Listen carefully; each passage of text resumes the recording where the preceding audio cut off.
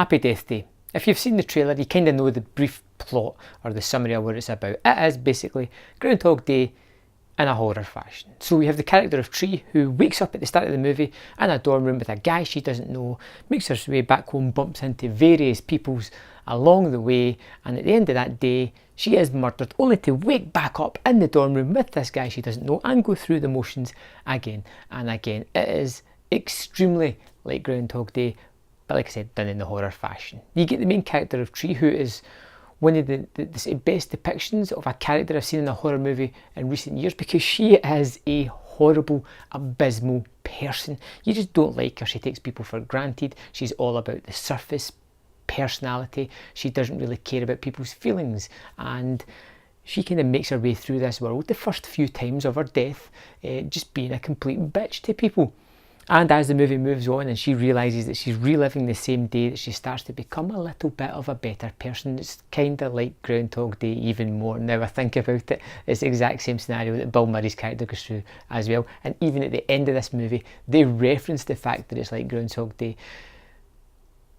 Don't know if I like that, but that's in the movie anyway. So the character of Tree is just fantastic. I really liked her because, like I said, she has a kind of arc. She becomes a better person throughout this.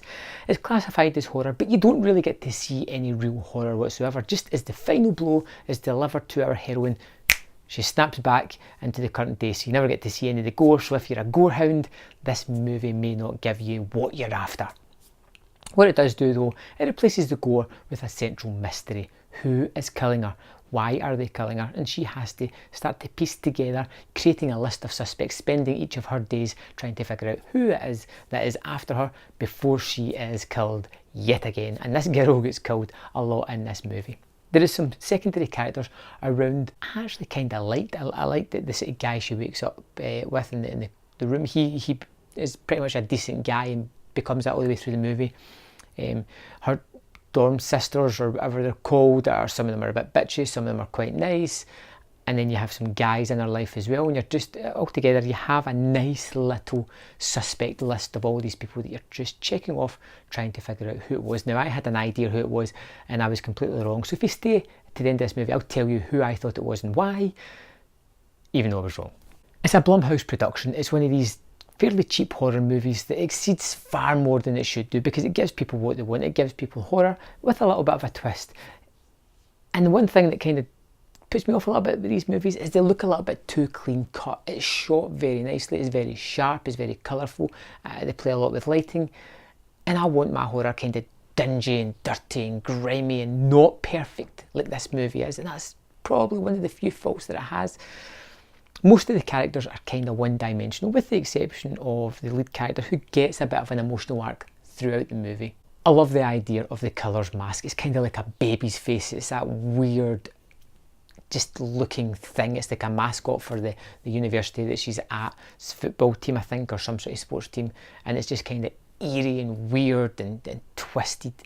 And as she goes through each of her deaths, you kind of stumbles across one of the people who you think is going to be the killer. It puts her in a situation where you think they're going to kill them, only for them to demise. So it ticks off this list of suspects very nicely, taking off the most ones who you think are really the killer at the start and working down to ones that you didn't even suspect later on in the movie. I rather liked Happy Death Day. I thought it was a lot of fun, and it kept me fairly interested in guessing to who the killer was going to be, which is where I'm wondering if it may not play as well on repeat watches, because you know what's going to happen and the air of mystery is kind of lost on it. But for an initial first watch, I had a lot of fun with this movie, which is why I'm going to give it 3.5 out of 5. I think it was well done. It was an interesting idea for a horror movie. It is entertainment, a popcorn flick. It's not going to give you much more substance than that, but what it does very well. So thanks for watching. Leave your comments in the comment box below and let me know what you thought of Happy Death Day, and I'll see you next time on Man vs Film. Okay, so I honestly thought the killer was the guy in the dorm room. It just seemed a bit too nice for me. He was always there to help. He was always there as the shoulder to cry on. And I just thought that he was going to turn out to be the killer in the end. I thought when he's always in that cupboard at the start, we were going to get a reveal that it was really the baby mask that he was putting away in there. But it never quite transpired that way. That's fine. You know, you can't always be right about these things, but I just had this feeling that it was going to be this guy.